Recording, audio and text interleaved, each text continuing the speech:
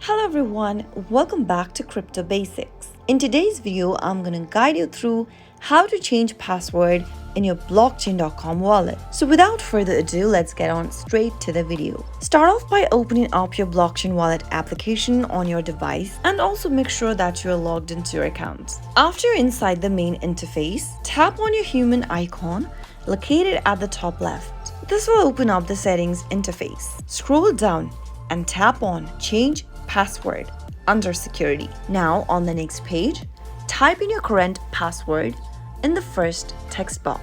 On the next field, type in the new password you would want to change to. Confirm the new password by typing it again. Finally, tap on Update Password at the bottom, and now it'll ask you to enter your PIN as well. If you want to change your PIN, you can go ahead and enter your PIN, create a new PIN, confirm the new PIN by typing it again. And that is how you should be able to change your password for your blockchain.com wallet. If you found the video to be helpful, go ahead and give us a thumbs up. Don't forget to subscribe to the channel by hitting the subscribe button.